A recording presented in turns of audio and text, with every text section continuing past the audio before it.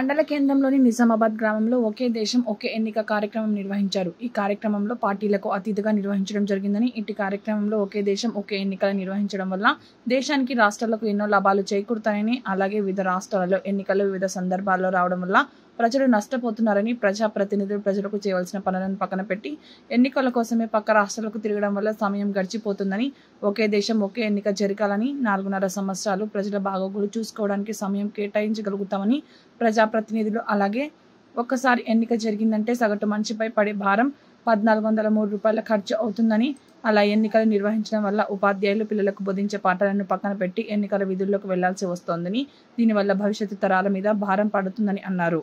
ఆలోచింపచేసిన ప్రధానమంత్రి ఒకే దేశం ఒకే ఎన్నిక జరగాలని నిర్ణయం తీసుకున్నారని మాట్లాడారు. ఈ హయాంలో దాన్ని తుడిచిపెట్టేసి ఎమర్జెన్సీ పెట్టి దాని తర్వాత దేశ రాష్ట్ర ప్రభుత్వాలుగా ఎన్నికలు జరగడం మొదలుపెట్టాయి. దానివల్ల దేశంలో ఉన్నటువంటి ప్రతి మనిషి మీద ఒక ఎన్నిక జరగాలంటే 1,403 రూపాయల పన్ను పడుతుంది.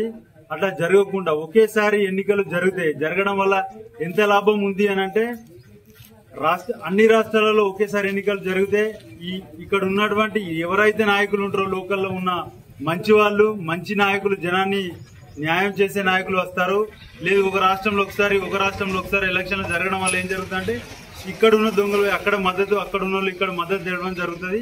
అలా జరగకుండా ఒకేసారి ఎన్నికలు జరుగుతాయి. ఏ ప్రభుత్వాలను ఉంటాయి, ఓన్లీ భారతీయ జనతా పార్టీ ప్రభుత్వం ఉంటాయని కాదు, ఏ ప్రభుత్వాలు గెలిచినా కూడా జనాలకు ఏం చేయాలనే ఆలోచన వస్తుంది. ఎలక్షన్స్ అయిపోయినాయి, ఇంకా 4.5 సంవత్సరాల దాకా ఏముండదు. 4.5 సంవత్సరాలు ప్రజలకు ఏ రకంగా సేవ చేయాలనే ఆలోచన కలగడం కోసం, ప్రజల లబ్ధి కోసమే ఈ కార్యక్రమం చేపట్టిండు. ఒకే దేశం ఒకే ఎన్నిక అనేది జరిగితే ప్రజలందరికీ, భారతదేశంలో నివసిస్తున్న ప్రతి మనిషికి లబ్ధి చేకూరుతుందని ఈ కాన్సెప్ట్ ముందరికి తీసుకురావడం జరిగింది.